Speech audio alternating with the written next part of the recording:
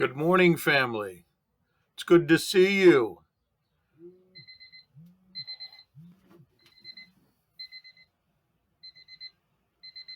Time for the movie.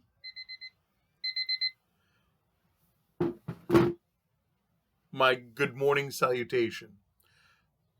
Today is 5/22/20 or May 22nd, 2020. Time is 10 a.m. And I had an earlier video that I just didn't like. It didn't work out. So I'm redoing it. And much better, much better. The lighting is weird. Watch this. I'll put it on full bright. Open the curtains. That's still weird. Anyways, I hope everybody's doing good this morning.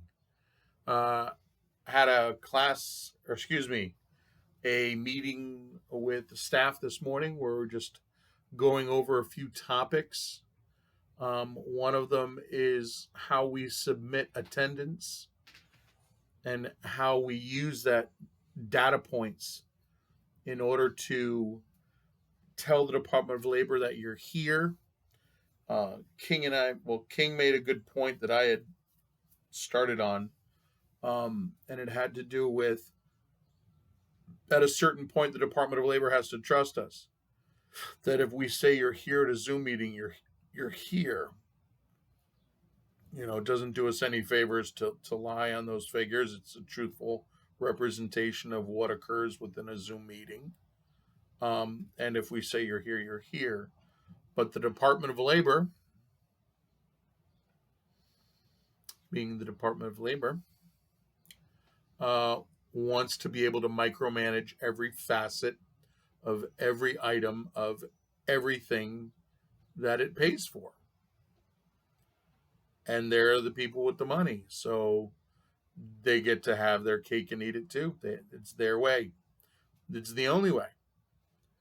So I need you all to understand how very, very important it is for you and me that every morning, every day, each and every one of you gets into Google Classroom and submits the Google Classroom quiz. Although the other assignment the other day looks nice, it doesn't become quantifiable. And let me explain.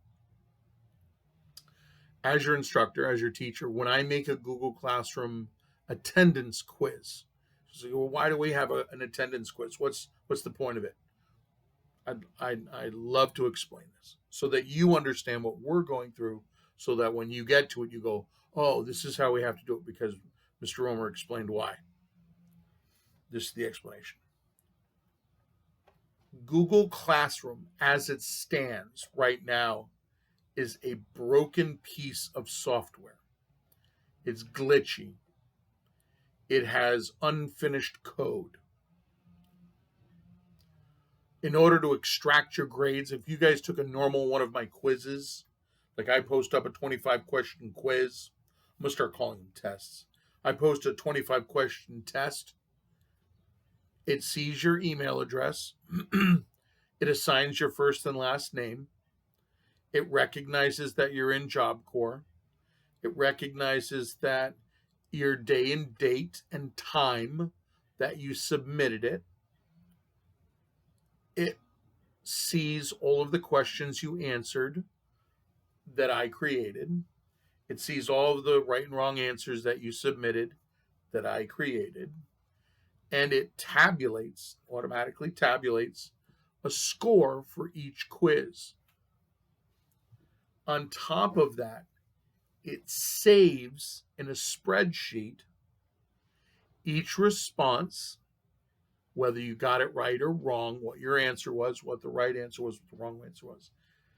And it does so, saving it to each and every email in a quiz. Written responses, it does not see. What it will see is either Mr. King or I go through your written responses, assign a grade for the written response, and then it sees just the grade. It doesn't see right or wrong answers. It just sees whatever it is that King and I have submitted for your grade for that assignment, that written assignment. Okay, so what does that mean? That means that if I have a Google attendance quiz, which all of you already know is, are you here and ready to learn? And I only give you one answer, the right answer, which is, yes, I am here and ready to learn. And of course, I word it in weird ways to make it interesting and funny for you guys, which I'm allowed to do. It doesn't affect the submission of your quiz as a quiz. See, the computer is stupid. It doesn't know if it's a one question. Well, it knows if it's a 1-question quiz or a 1,000-question quiz. It just sees a quiz. Oh, there's one question and one answer. Okay. It sees it that way, and it uses that to create a database. So that when you go in, you enter in your email, and if you don't enter in your email, it doesn't see you. That's the other part. Oh, I wanted to tell you that too. So a couple of times I made a mistake and I made a quiz. And in the quiz, I did not request your email. I just said, go ahead and do the, are you here? And expecting that the computer system would simply go, yeah, so-and-so said yes, or so-and-so clicked the answer button. Nope. Google Classroom's broken. And it just said 22 students responded. And I went and I looked through, there's a bunch of screens, and one of the screens is a list of all your names, and it has little boxes and check marks and who went through. It was blank. It didn't record because you didn't put in your email address, because I didn't ask for it. The computer went, oh, it's got 22 answers. We have no idea who they belong to. So there was a day back there, a couple of, like 4 or 5 weeks ago or whatever, whenever it was, 3 weeks ago, where there was a day of attendance. I don't know who came in. Computer went, 22 people said something, but we didn't record their email addresses. So to us, to Google Classroom, we don't know who it is. And here, ta-da, there's the sheet. We have no idea. It just says person. So it's like, crap. I got to make sure that your email must always have a way of being submitted. That's a me thing. That's not a you thing. All you see is when you take your, like you see this video and Mr. Romer's going, hi, right? And you go, haha, that was funny. And then you click on that blue Google Forms for the attendance, and you click on it, and it's, are you here and ready to learn like a rock star? And you go, yeah, man, I'm ready to hear it. Wiggle, wiggle, wiggle, ready to learn, right? Whatever funny thing I've done for the day. And the first thing it asks you is this your email? Or this is you? And you click on that, yes, I'm here and ready to learn. And then the little button underneath that says submit.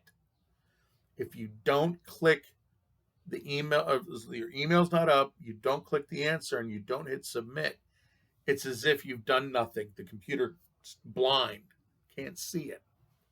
So that's why I need each and every one of you every morning or every day when you get into Google Classroom, instantly go to attendance, instantly watch my little itty bitty movie, and instantly go and do the Google Forms for the attendance. Make sure that it's asking you for an email. Make sure you click the one and only right answer, and then make sure you click submit. That way it goes into the database. It has your name. It has your email address. It does clicked. Yes, he clicked. They clicked right here. He or she clicked. Clicked. They got it right. Obviously, there's only one right answer, so it's 100%. Yay! And save on spreadsheet. So that when the Department of Labor goes, Mr. Romer, on May the 22nd, 2020. Can you please tell us who was here for attendance? Oh, there's the Google Classroom. Thank you for forwarding that spreadsheet page. That's what that's what Department of Labor wants. They don't want to hear, oh yeah, I wrote his name down from the Zoom classroom. I'm getting the feeling that in the long run, Department of Labor is going to go, we want we want proof. Just because an instructor says so doesn't really count in this world. We want a computer entry that we can get and we can take. That's the way it's leaning, guys. So please, let's CYA, cover your arse. No, I said arsenal. And do the computer Google Classroom daily attendance. Also, if you notice an attendance or a quiz or a test or an assignment that does not have in the very beginning, when you click on that little button, Google Form or Google Quiz or Google Assignment, when you click on the Google Forms, if the thing comes up, the series of questions and answers, and the very first thing is not, is this your email, or your email doesn't show up, please text me to my phone. Don't even worry about leaving a message in Google Classroom. I've had things where people have made messages and they've just disappeared. Text messages don't disappear on me. Send me a text message saying, hey, Mr. Romer, today is May 22nd, 2020. I just went in to try to do the attendance, and I noticed there's no spot for my email, and I'm worried that you guys won't get my attendance submission. Can you please check that out ASAP? I'll hold on. I'll check back in an hour. And that'll allow me to climb into my phone or, get the text message and go, I forgot to put the email response question in. So, all right. That's it. This morning. High five.